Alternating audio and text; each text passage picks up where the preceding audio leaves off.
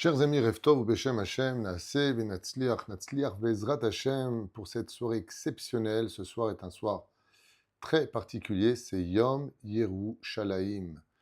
Nous sommes le 28 du mois de Iyar, jeudi soir 14 mai, Bezrat Hashem Itbarach, Sheniske Lishua de Nechamot, Ahava Ve'arva, Shalom Vereut, Bezrat Hashem Itbarach. Donc, Yom Yerushalayim, nous allons parler de Yom Yerushalayim, le jour de Jérusalem.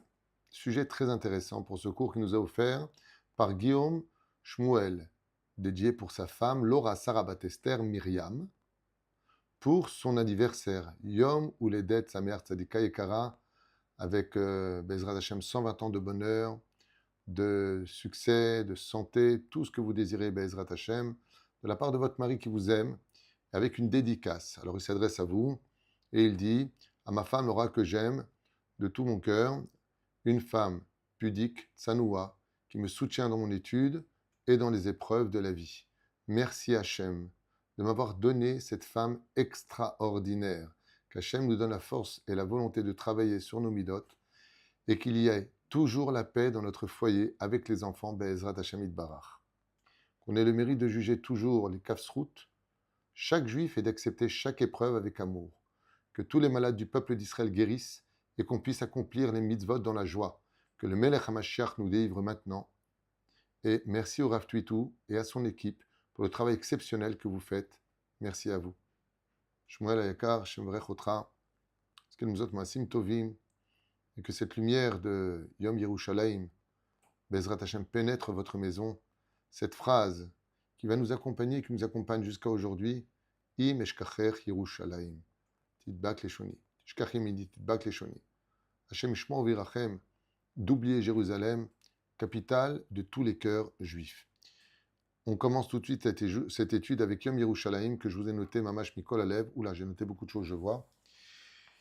Yom Yerushalayim. Alors, c'est quoi cette soirée que nous venons de passer? Alors, pour Avit, on n'a pas fait spécifiquement les Tachanounim. Il y en a qui le font, nous, on ne le fait pas. Parce que c'est un jour qui est plus grand que Yom Ha'atzmaut dans la Yahadout. C'est le nombril du monde. C'est un miracle qui dépasse l'entendement. 6 jours pour l'éternité, une guerre de 6 jours sur lequel Israël, sur le domaine rationnel, n'avait aucune chance de pouvoir gagner cette guerre. Et pourtant, quand on lit, on voit, on observe cette guerre, le Pentagone avait d'ailleurs rendu un devoir, un compte rendu sur la guerre de Yom Yerushalayim. Il a dit cette guerre n'a rien de rationnel, c'est une guerre inexplicable. On n'avait aucune chance de gagner. À l'époque où Kaltoum avait chanté au Caire, Et Bahaliou, demain, nous serons à Jérusalem, c'est ce qu'elle avait chanté. C'était évident pour Nasser, qui était le président d'Égypte, c'était évident que Jérusalem et Tel Aviv seraient détruites. Pour lui, rien n'était impossible par rapport au nombre de soldats, l'armement qu'ils avaient des Russes. Nous, on a eu le boycott du général de Gaulle et bien d'autres boycotts dont je ne veux même pas vous parler. Mais une guerre gagnée avec des pelles, avec des râteaux, une armée, certes valeureuse. Je ne retire rien au mérite de Tsahal, mais ce qui est sûr et certain, c'est que le nombre en face, l'efficacité en face d'un peuple qui venait de sortir à peine de ses cendres de la Shoah, s'est relevé comme un lion au Moyen-Orient pour faire entendre son rugiment et leur dire que le peuple est revenu sur sa terre. C'est un jour très spécial, Yom Yerushalayim Baruch Hashem. Le titre Yom Yerushalayim, c'est le cœur par excellence de tous les Juifs sur terre. Il existe des villes importantes dans le monde, vous le savez tous, mais il existe aussi Jérusalem. Et Jérusalem ne peut être comparée à aucune autre ville, même du pays d'Israël. Même si on parle d'Ashdod, on parle de Tel Aviv, de Netanya, de Haïfa, de Be'er-Sheva, du nord au sud, de l'est à l'ouest, personne ne peut comparer, aucune ville ne peut se comparer aux 7 collines de Jérusalem. Alors il existe des villes importantes dans le monde, c'est évident, mais il existe Jérusalem. Et Jérusalem est chantée dans toutes les langues. Les Arabes l'appellent Quds, Yerushalayim. Il y a une chanson qui avait été faite aussi. Bob Marley lui-même avait chanté une chanson sur Yerushalayim. Et toutes les religions du monde entier, l'islam, le christianisme, ont les yeux tournés vers Jérusalem. Très curieux. Cette ville a un surnom. On l'appelle la ville des Lumières. Une ville qui n'est pas seulement construite de pierre, mais je dirais plutôt de prière, de larmes, d'espérance. La ville de la présence divine. Comme le dit le Midrash. Asara kabin shel yofi yardu laolam, tish'an etla Yerushalayim. Les Chachamim nous disent, comme c'est marqué aussi dans la Masechet Kiddushin, même tête à Moudbet, 10 mesures de beauté sont descendues dans le monde, 9 ont été prises à Jérusalem. Ce qui fait que Jérusalem aujourd'hui, quand on y va, bon, c'est une ville avec ses pierres spéciales, ça s'appelle la ville du marbre, parce que toutes les pierres que vous voyez à Jérusalem, c'est du marbre brut, incroyable. Mais il y a surtout cette lumière incroyable qui frappe aux yeux pour celui qui sait ouvrir les yeux, là où il y a le côté à la Maharavi. La beauté de Jérusalem n'est pas seulement extérieure, c'est surtout une beauté spirituelle. Il y a des gens qui ne supportent pas vivre à Jérusalem, parce que la densité spirituelle est si importante que leur âme ne peut même pas la contenir. Cette ville qui relie le ciel et la terre sur tout le globe de la terre. C'est la seule ville qui relie le ciel et la terre. Comme le dit le Talmud, toutes les prières que nous adressons à Dieu du monde entier se tournent vers Jérusalem et c'est au-dessus du kotel qu'elles montent directement sous le Kisei HaKavod. Yerushalem abnouya keir shechobaral ala yirdav. Jérusalem est une ville qui unit ensemble. Comme ça dit le Télim 122. Le Chachamim, Alem Shalom explique, elle unit les Juifs entre eux, elle unit Israël avec Hachem. C'est la ville de la réunification. Yerusha, Yerushalem vient du mot héritage de nos pères. Et pourquoi Yerushalem est si centrale dans le judaïsme? Parce que toute la Torah tourne autour d'elle. Et j'aimerais vous donner un exemple. Nous avons eu 2 montagnes, celle du Sinaï, donc de la Torah, c'est Sivan, et Yerushalayim, la Kedat Yitzhak, où tout va tourner autour. On ne rappelle la montagne du Sinaï qu'une fois par an, le jour de Shavuot. Et tous les jours dans la prière, la montagne de Moria. Pourquoi? Pour t'enseigner qu'une montagne qui a donné la Torah ne peut pas se comparer à une montagne qui a donné sa vie pour elle. Ce qui compte, ce n'est pas de recevoir la Torah, c'est combien tu es prêt à donner pour la conquérir et la vivre, cette Torah-là. Et c'est pour cela que la montagne de Moria a plus de valeur aux yeux de Dieu que la montagne du Sinaï. Et c'est pour cela que nous le rappelons dans toutes nos prières. Bezrat Hashem Yitbarach. Donc, qu'est-ce qu'il y a autour de cette montagne? La Kedat Yitzhak, le lieu sur la Moria, le Beth Amikdash, qui fut construit par le roi Salomon. Et ensuite, Ordos pour le deuxième. Les prophètes y ont parlé. La Shekhinah n'a jamais quitté le Kotel. Jamais quelqu'un s'est senti stressé à Jérusalem, à l'époque du Beth Amikdash. 410 ans le premier, 420 ans le deuxième. 10 miracles avaient lieu là-bas, pendant le premier temple, et 5 seulement pendant le deuxième temple, où tout le monde pouvait constater, ressentir la Shekhinah, les encens du Beth Amikdash. Le Rambam écrit que la sainteté de Jérusalem ne s'annule jamais, car la présence divine y réside éternellement. Ce qui fait que si vous posez un jour la question, Dieu y vit où? À Jérusalem. Et sur le globe de la terre, il n'y est pas, Dieu n'est pas partout, son respect, son honneur est partout. Hashem memalet kol haaretz kevodo, lo ishiuto, lo nochechuto. Pas lui, son honneur. Quand on dit une personne qui n'est pas là, on dit enenu nimtsa bal kevodo nimtsa. Lui n'est pas là, mais son respect est ici. Dieu a son respect sur tout le globe de la terre. Mais où est-ce qu'il se trouve lui-même géographiquement parlant? Au Kotel, au-dessus. Une fois, Rabbi Haim Ben Attar a vu un décret sur les Juifs. Il a dit, il faut que je monte tout de suite au Kotel, parler à Dieu.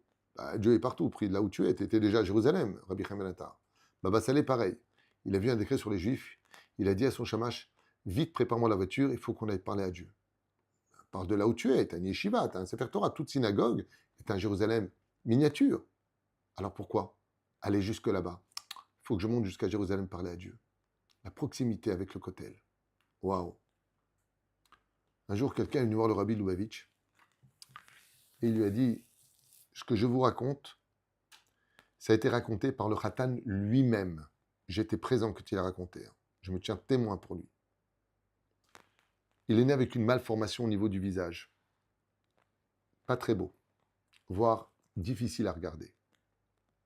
Il est arrivé jusque devant le Rabbi de Lubavitch. Il dit, Gvodorav, dès que les gens arrivent au Shidour, ils font demi-tour, ils ne me disent même pas bonjour.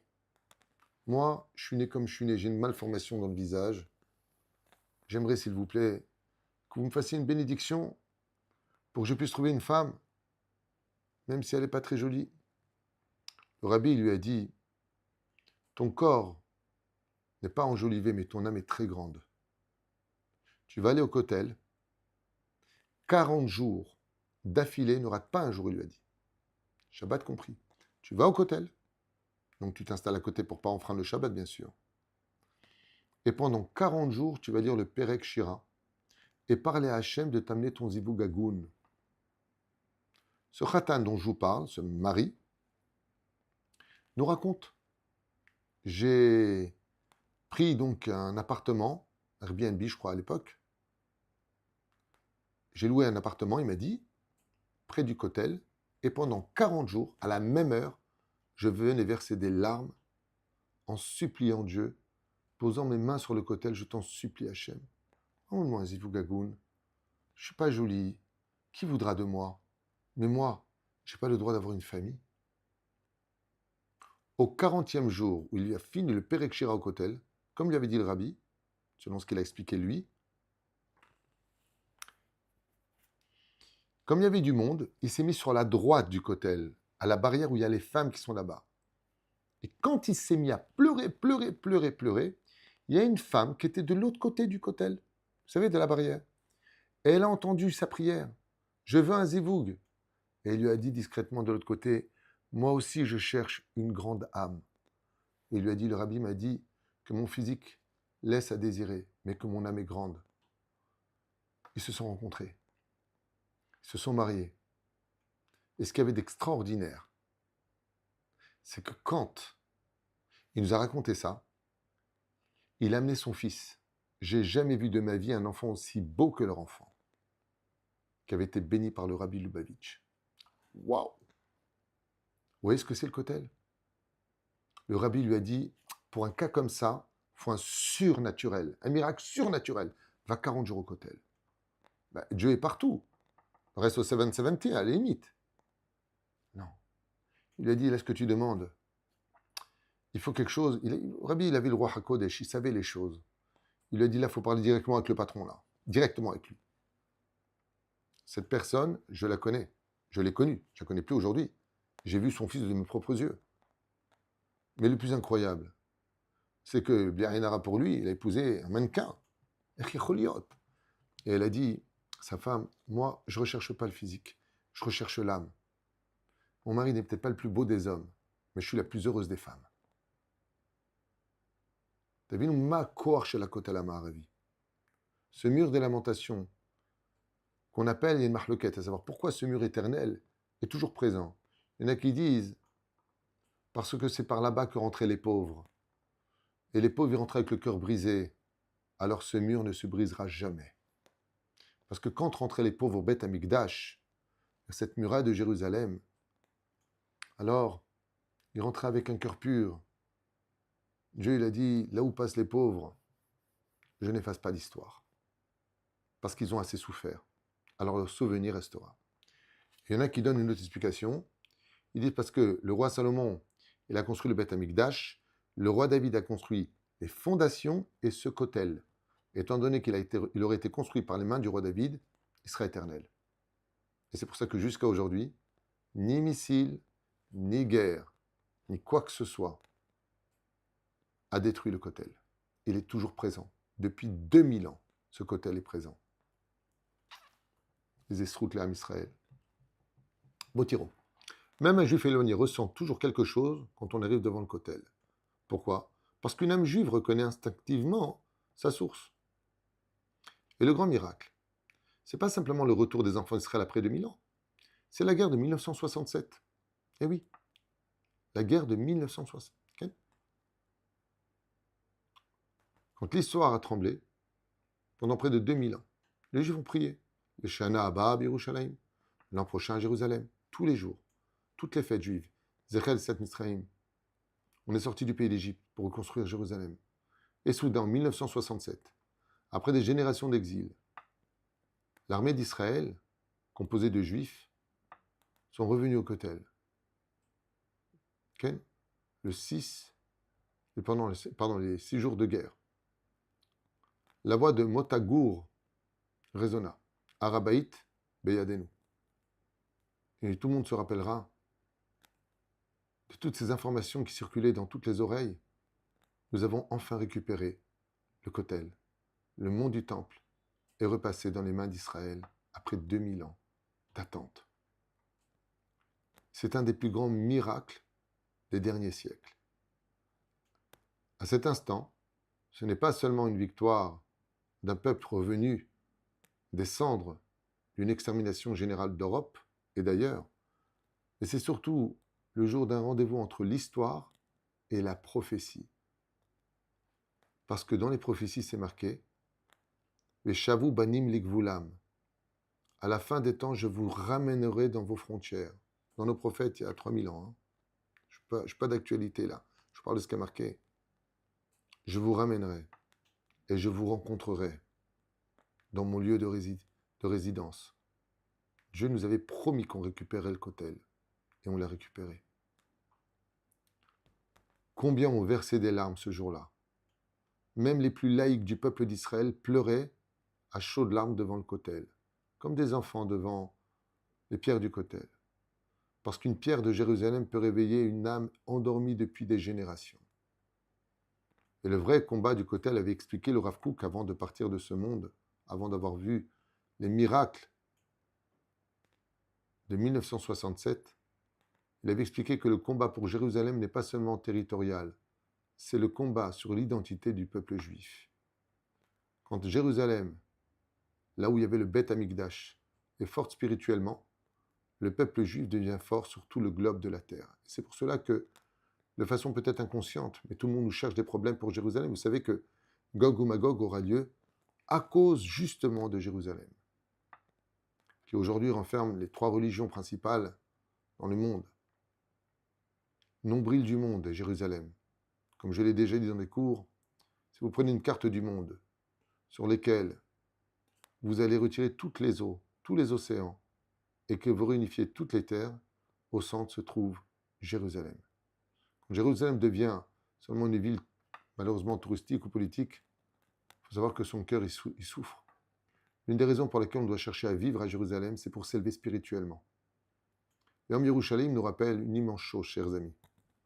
On peut reconstruire des murs en quelques années, mais il faut reconstruire le cœur du juif chaque jour. Parce que le Kotel, un mur qui écoute, certes, Midrash nous dit que la Shekhinah n'a jamais quitté le mur occidental, jamais. Mais il faut surtout avoir un cœur qui bat dans le cœur et venir avec respect devant le Kotel Amaharavi. Des millions de personnes y viennent déposer des papiers, mais en vérité, ce n'est pas les papiers qui comptent. C'est ce cœur brisé espérant avoir une réponse du Créateur du monde lui-même. Ce n'est pas pour rien d'ailleurs que le mot pierre en français, si je peux me permettre l'allusion, c'est aussi les lettres du mot prière. Parfois, un homme arrive, puissant, riche, respecté, devant le Kotel, il se met à pleurer. Parce qu'à Jérusalem, les masques tombent. Une fois, vous connaissez tous cette histoire, je vous l'avais racontée il y a longtemps. Une fois, il y a un Cohen qui était marié à Bnei Brak avec une femme extraordinaire. Seulement après 10 ans, elle n'a toujours pas d'enfant. Et la femme lui a dit, j'arrive pas à avoir d'enfant. Donc maintenant, il faut que tu te sépares de moi. 10 ans en Israël, c'est où tu prends une autre femme, ou tu me donnes le guet et tu remaries avec une femme qui va donner des enfants. Le mari lui a dit, qu'est-ce que tu veux?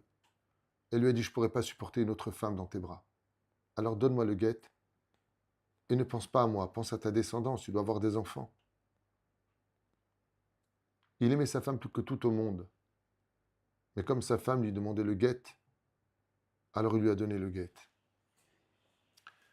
Seulement le problème, c'est que 2 mois plus tard après, elle lui annonce qu'elle est enceinte. De lui. Et là, il dit, mais attends, moi je t'ai donné le guet parce que tu n'arrivais pas à me donner des enfants. Et maintenant, tu me donnes un enfant? Elle lui a dit, je ne sais pas à quoi joue Dieu, mais en tout cas, sache que je suis enceinte. Avant de m'avoir quitté, faisons l'amour avant de nous dire adieu, tu m'as mis enceinte ce jour-là. Le problème, c'est que c'est un Cohen. Et un Cohen ne peut pas réépouser sa femme divorcée, même si c'était sa femme. Il est parti voir ou le Rav Eliashiv ou le Rav Auerbach, je ne me rappelle plus, un des deux. Il a entendu l'histoire et il lui a dit « Va pleurer au kotel. » Va pleurer au kotel. Okay. Demande à Dieu de te donner une réponse. Moi, je ne peux pas t'en donner. Cet homme va au kotel. Et là-bas, il éclate en larmes. Il a quitté une femme qu'il aimait plus que tout au monde. Il était mal et il tape avec ses mains sur le kotel. Dieu, je t'en supplie. Je t'en supplie, réponds-moi. Dieu, je t'en supplie, donne-moi une réponse. Qu'est-ce que je dois faire? Alors quoi, maintenant, j'ai divorcé, mais je ne le savais pas, Hachem. Il fallait que j'arrive jusque-là pour qu'elle tombe enceinte. Je ne te juge pas, mais donne-moi une réponse. Et il pleure. Et là, juste à côté de lui se tient un homme assez âgé qui lui dit « Mon fils, mais pourquoi tu pleures tellement? Je viens souvent au kotel, je n'ai jamais vu quelqu'un pleurer autant de larmes. » Et il lui explique sa situation. Il lui dit « Ah bon, mais d'où tu es Cohen? Raconte-moi, tu sais, je connais beaucoup de monde. » Il lui raconte son histoire. Il lui dit « Mais ton père, il vit pas en Israël? » Il lui a dit « Non, il vit à Los Angeles, dans une maison de retraite. » Ah, dis-moi, ton père, c'est un rescapé de la Shoah. Il était bien dans le camp de un tel et un tel. Il dit « Oui. » Très bien. Il lui dit « Moi, je vais te donner un conseil. Si j'étais à ta place, je prendrais un avion et j'irai voir ton père. Et tu devrais lui poser des questions sur qui es-tu vraiment? Mais de quoi vous parlez? Va voir ton père et demande-lui tout simplement qui tu es. » Alors il lui a dit « Vous voulez dire que mon père ne serait pas Cohen? » Et il lui a dit « Ah si, ton père est Cohen. Et je l'ai connu. Je l'ai très bien connu. Tu devrais aller le voir. » Le mari prend un billet d'avion. Il va voir son père, tout vieux, 93 ans, sur un fauteuil roulant. Papa, il le reconnaît à peine. Et il lui dit « Papa, dis-moi la vérité. J'ai divorcé de ma femme alors qu'elle m'a donné un enfant et je suis Cohen. On m'a dit que tu me donnerais la réponse. Qu'est-ce que tu peux me dire, papa? » Et là, le père, il se redresse. Il lui dit « Mon fils, tu peux la réépouser, ta femme. » Il dit « Mais pourquoi? » Je pensais ne jamais te le dire parce que je t'ai aimé plus qu'un fils. Mais je t'ai adopté. Tu n'es pas Cohen. Je t'ai juste adopté. Après la Shoah, j'ai vécu des choses terribles. Et après, on t'a trouvé. Tu étais un bébé. Tes parents avaient été tués. On t'a juste adopté. Donc, sache que tu n'es pas Cohen. Tu portes mon nom parce que je suis ton père adoptif. Quand il est revenu, il a fait une grande fête. Et vous savez qui il a loué? Le kotel. Un mur, normalement, ne répond pas. Mais le kotel écoute toutes nos prières, particulièrement quand on arrive jusqu'à lui. C'est pour cela que ce kotel, qui est un mur, exige toute notre attention et notre respect pour ce jour Yom Yerushalayim, le jour de l'accouchement d'une attente de 2000 ans d'histoire. On attend maintenant la Géoula pour reconstruire le Beth Amikdash. Son peuple autour de cette espérance a dansé en cette soirée. Yerushalayim nous rappelle qui nous sommes vraiment. Pourquoi Hachem a-t-il laissé Jérusalem détruite pendant si longtemps, disent nos Chachamim? Peut-être que cela vient nous enseigner qu'on peut vivre sans palais, mais pas sans âme. Le Beth Amikdash a été détruit à cause de la haine gratuite, et sa reconstruction reviendra uniquement par l'amour gratuit. Chaque fois qu'un juif fait la paix, respecte l'autre, évite le lachon hara, s'entraide les uns et les autres, pose une pierre de reconstruction de Jérusalem par son comportement. Car Yerushalayim n'est pas seulement une ville, c'est tout un projet spirituel de toute notre vie et de notre existence. Raconte l'histoire, un jour, un homme très éloigné de la Torah visita le kotel pour la première fois. Il regarda les pierres quelques secondes, puis éclata en sanglots. Le Rav lui demanda « Pourquoi tu pleures ?» Il répondit « Je ne sais pas. J'ai l'impression d'être enfin rentré à la maison. » C'est cela, Jérusalem.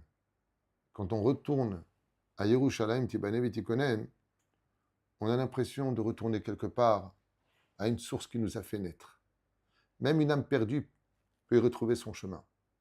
C'est pour ça que Yom Yerushalayim n'est pas seulement la fête d'une victoire, c'est la fête du lien éternel entre Hachem, la Torah et le peuple juif.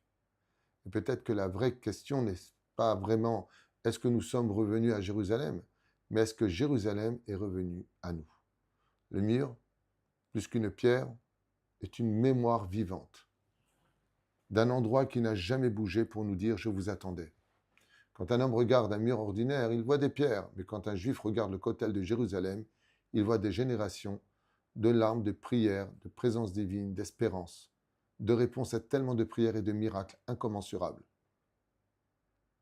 qui refusent de partir de nos mémoires. Le mur occidental n'est pas seulement un vestige historique, comme vous l'avez bien compris, c'est le cœur qui continue à battre même après la destruction. Comme c'est marqué d'ailleurs, Ineze Omed Har Kotlenu. Voici ce qui se tient derrière notre mur. Dans Shirachirim Rabbah, c'est marqué comme ça. Et le Midrash nous dit que cela fait référence au Kotel Amaravi, car la Shekhinah n'a jamais quitté le mur. Okay? Attendez juste un instant, je vais avancer.